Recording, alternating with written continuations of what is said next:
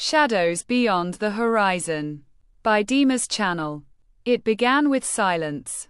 Not the kind you find in an empty room or a sleeping house, but the deep, endless kind that wraps itself around your bones when you're alone on a mountain path, miles away from anyone or anything. Liam had been walking for hours, maybe days, it was hard to tell. His watch had stopped ticking sometime after the last village, and his phone had lost signal even earlier. But Liam wasn't worried. He had come here to disappear for a while. The mountains were a sanctuary.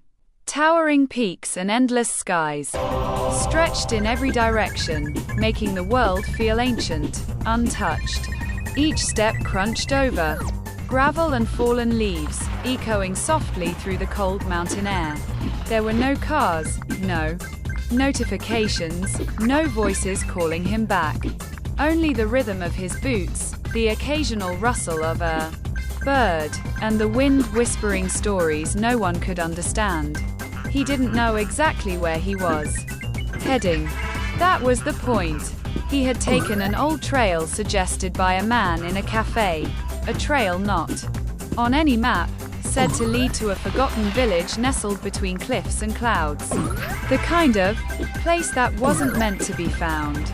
By late afternoon, the sky had turned amber.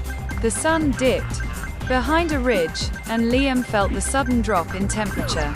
A thick fog crept up from the valley below, softening the edges of everything it touched. And then, through the mist, he saw it, a flicker of warm light, like a lantern swaying in the dark. A house? No, a whole village. Small, wooden homes with sloped roofs and glowing windows peeked through the fog. Smoke curled gently from chimneys. Liam blinked, wondering if his eyes were playing tricks. But the lights didn't vanish. They flickered like stars fallen to earth. He descended toward it slowly. Heart thudding not from fear but from something else. A kind of knowing, like he'd been here before. The path into the village was lined with stone lanterns, their flames glowing softly behind frosted glass.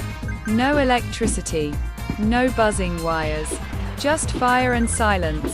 Liam passed the first house, noticing the wooden carvings along its frame, patterns of waves, trees, and eyes.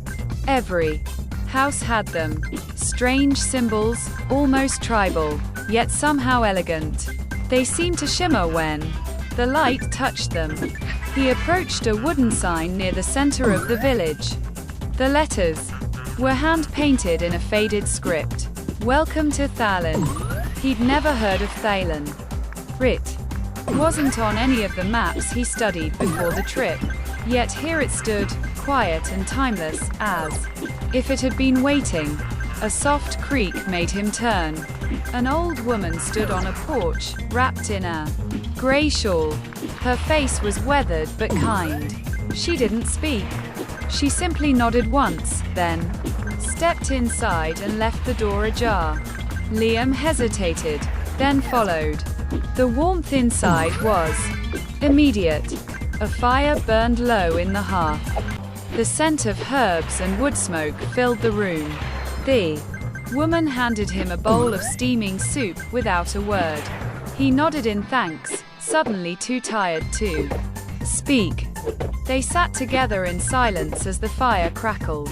The room felt timeless. It could have been 100 years ago, or yesterday. Outside, the fog thickened, swallowing the village whole. After a while, the woman finally spoke. Her voice was quiet but strong. You've come a long way, Liam. He froze. He hadn't told her his name. Before he could respond, she stood and pointed toward a small room at the end of the hall. A bed waited there, neatly made. A candle flickering beside it. You should rest, she said. Tomorrow, you'll see. Liam didn't remember falling asleep, but he woke to birdsong and golden light. The room was empty. So, was the house. Outside, the fog was gone. The village was alive with gentle movement. Children running with wooden toys, elders sitting in circles, carving, weaving. Everyone looked at him with the same calm, knowing expression, yet no one spoke first. He wandered to the edge of the village, where a narrow bridge stretched over a deep ravine. Beyond it, the path continued, curving upward, into the forest. An elderly man approached, holding a staff carved with the same patterns Liam had seen on the houses. "You feel it, don't you?" the man asked. His voice was like the wind, soft but ancient. "Feel what?" Liam asked. "The pull. The reason you came?" Liam hesitated. "I just needed to get away." The man smiled. "We all do. But no one finds Thalen by accident. The road brings you here when you're ready.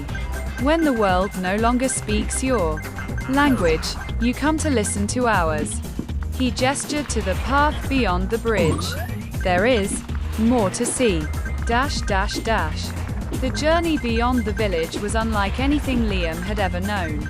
The forest shimmered with a strange glow, as though sunlight filtered through memories instead of leaves.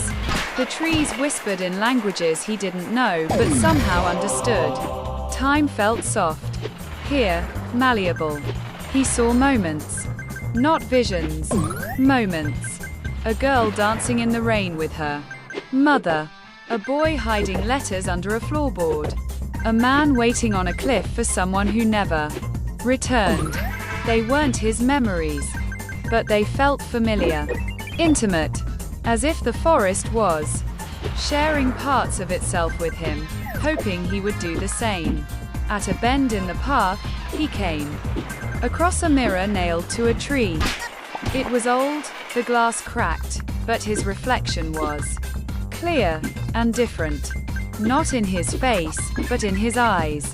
He looked lighter, like something had been taken from his shoulders in the night. A voice, soft as breath, echoed in their clearing. "To know where you're going, you must see where you've been." Liam didn't run. He didn't question it. He simply kept walking.